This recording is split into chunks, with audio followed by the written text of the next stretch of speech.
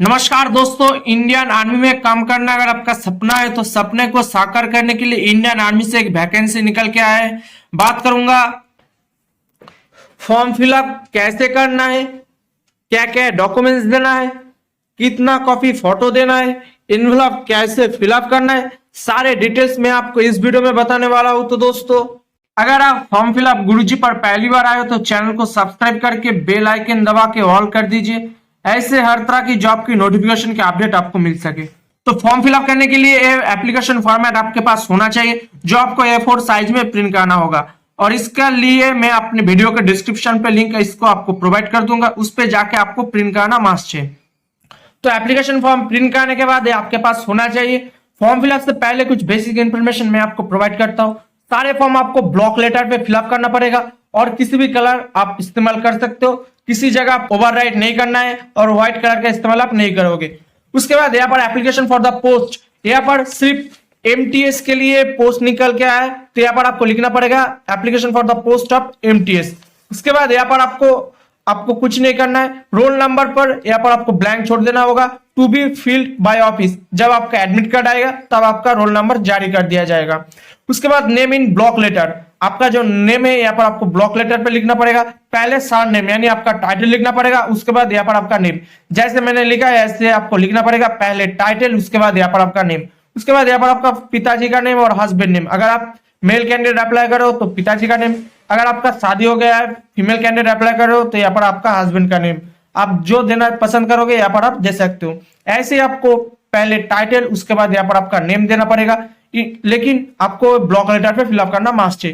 उसके बाद यहाँ पर आपका postal address with pin code यहाँ पर आपको भरना पड़ेगा। आपका जो पोस्टल एड्रेस है यहाँ पर आपको भरना होगा और उसके साथ यहाँ पर आपका पिन कोड देना जरूरी है।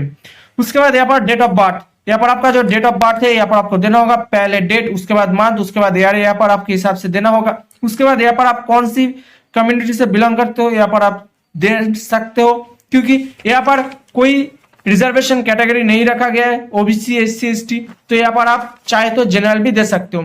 अगर आप किसी कम्युनिटी से देते हो तो उसके साथ आपका कास्ट सर्टिफिकेट देना जरूरी है और उसके अकॉर्डिंग आपको कास्ट फॉर्मेट भी देना जरूरी होगा। उसके बाद यहाँ पर आपका क्वालिफिकेशन है, यहाँ पर आप सिर्फ एक बॉक्स रखा गया है, यहाँ पर सिर्फ MTS कैंडिडेट के लिए मैट्रिकुलेशन पास चाहिए, तो यहाँ पर आप 10 ही देना, क्योंकि अगर आप किसी और हाईएस्ट एजुकेशन देना चाहते हो तो भी आप दे सकते हो। उसके बाद यहाँ पर आप सीरियल नंबर 1 लिखने के बाद एजुकेशन क्वालिफिकेशन लिखना पड़ेगा। उस एजुकेशन क्वालिफिकेशन आप कौन सी बोर्ड से पास कर चुके हैं यहाँ पर आपको देना होगा। आपका जो एजुकेशन क्वालिफिकेशन आप देंगे वो कितना में एग्जाम हुआ था और आपने कितना नंबर ऑब्टेन किया यहाँ पर आपको देना पड़ेगा, और उसके साथ आपको परसेंटेज कैलकुलेट करके यहाँ पर आपको देना जरूरी है। उसके बाद यहाँ पर आपका मैरिटल स्टेटस देना होगा, मैरिड के अनमैरिड यहाँ पर आपको देना होगा, नेशनलिटी देना होगा, एक्सपीरियंस यहाँ पर आपको देना होगा। अगर है तो आप दे सकते हैं, नहीं तो आप इसको नो भी कर सकते हैं। Particular in copies of documents attach, इसके बारे में मैं बाद में बात करूंगा। आप चाहे तो डिक्लेरेशन फॉर्म पढ़ सकते हो, नहीं तो यहाँ पर आपको रनिंग एंड सिग्नेचर करना पड़ेगा। यहाँ पर आपको ब्लॉक लेटर पे सिग्नेचर करने की जरूरत नहीं। उसके बाद यहाँ पर आप जिस तारीख पे डेट अप्लाई करोगे उसका डेट यहाँ पर आपको मेंशन करना होगा।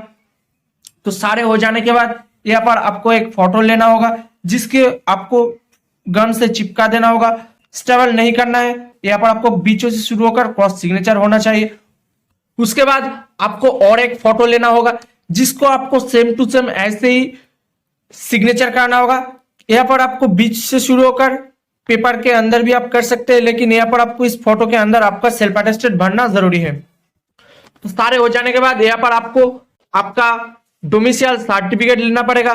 किसी जगह आपको ऑफलाइन में मिल जाता है, अगर आप ऑनलाइन में आवेदन करते हो तो यहाँ पर आपका जो आपका स्टेट का नेम यहाँ पर आपको मेंशन होना चाहिए। आपका सब डिविजनल ऑफिसर, आप सब डिविजनल ऑफिस जहाँ पर है उसका नेम यहाँ पर होना चाहिए।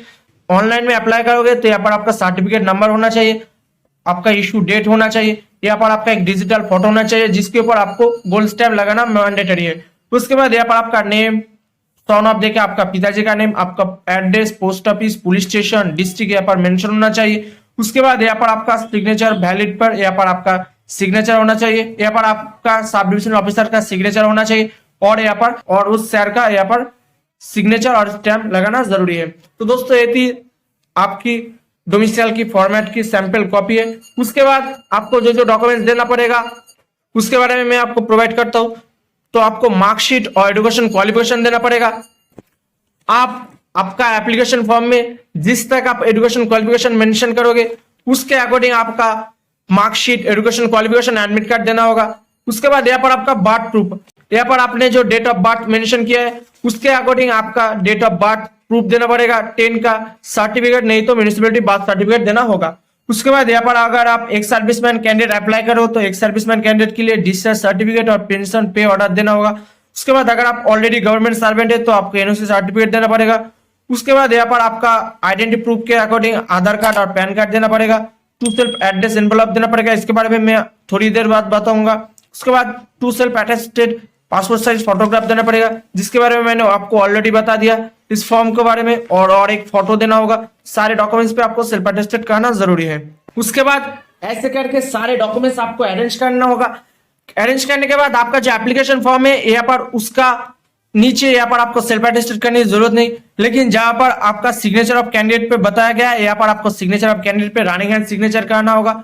उसको छोड़ के यहाँ पर आपका जो सारे जो डॉक्यूमेंट्स है यहाँ पर आपको सेल्फ अटेस्टेड करना होगा।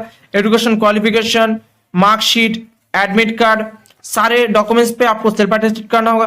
ध्यान रखना आप जिस कलर पेन से आप फिलअप करोगे उसी कलर पेन से यहाँ पर आपका सिग्नेचर होना चाहिए। तो ऐसे करके सारे डॉक्यूमेंट्स पे आपको सेल्फ अटेस्टेड होना चाहिए। तो सारे होने के बाद यहाँ पर आपको काउंट करना पड़ेगा 1 2 3 4 5 6 7 8। ऐसे करके काउंट करने के बाद यहाँ पर आपको जितना फोटोकॉपी देंगे उसको यहाँ पर आपको लिखना पड़ेगा, पहले वर्ड में, उसके बाद यहाँ पर नंबर में यहाँ पर आपको लिखना होगा। उसके बाद यहाँ पर आपको 3 एनवेलप लेना पड़ेगा।